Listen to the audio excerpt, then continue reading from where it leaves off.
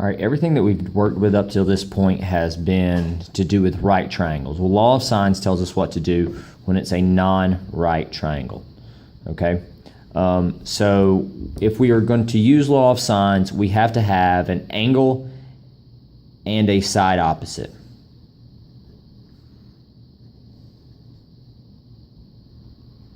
Angle and side opposite. So here's an example.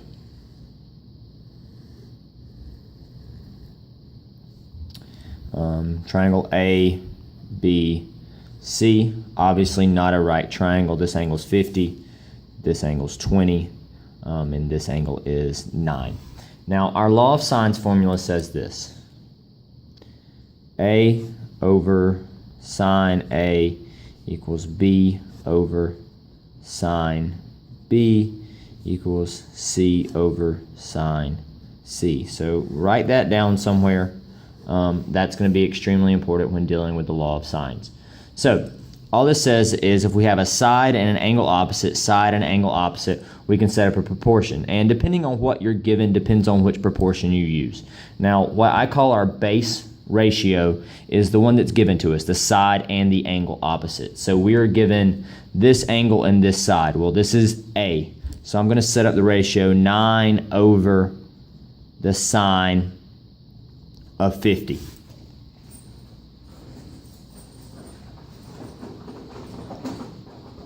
Now that I have over 9 over side of 50, I'm going to look at what else is given.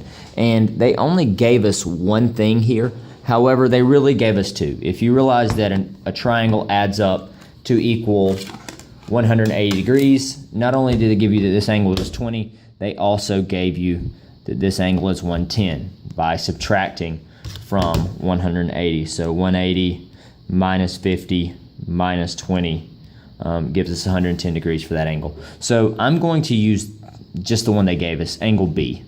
So I know the angle. So this is going to be sine of 20. I don't know side B, so I'll label that B. Now, to solve this, make sure your calculator is in degree mode, cross multiply. B times sine of 50. So I get B sine of 50 equals 9 sine of 20. Okay, now to solve for B, I divide by the sine of 50. So I get B equals 9 sine of 20 divided by the sine of 50.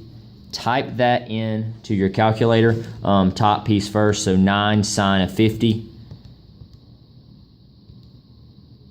That should give you 6.89. Take that, divide it by the sine of 50. Or sorry, 9 sine of 20, my mistake. Should give you 3.08. Then take that and divide that by the sine of 50. And that gives you 4.01. So B equals 4.01. All right, so I'm going to go up here. This is 4.01. Now I need to solve for the other side. That's going to be side C. I use the same base ratio. I don't use my new rounded ratio. I use the same base ratio that I had before. So 9 over sine of 50 equals C over the sine of 110. Go ahead and pause the video at this point. I want you to try to work this one out on your own. Solve for side C. All right, now you should have cross multiplied, so you get C sine of 50 equals 9 sine 110. Divide by the sine of 50.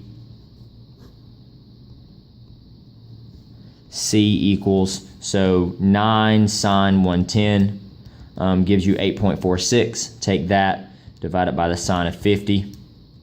You end up with 11.04. And that should be your answer. And the entire triangle is now solved for. All right, so if you need help, go back, watch this video again.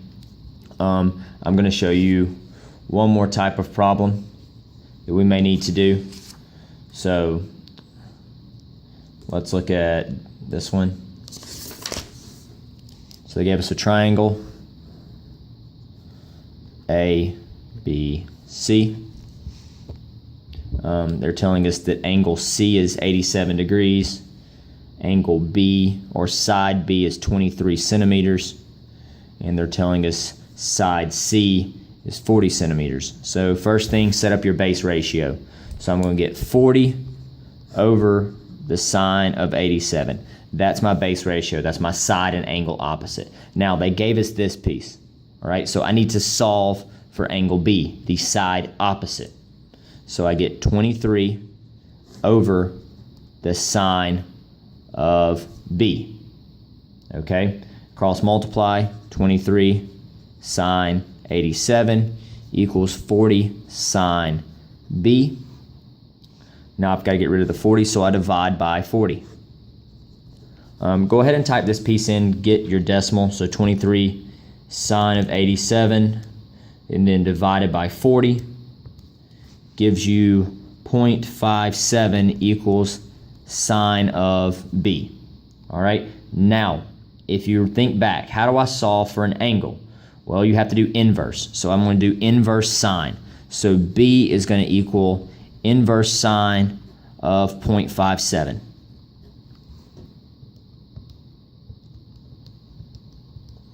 All right, and that gives you angle B is 34.75 degrees.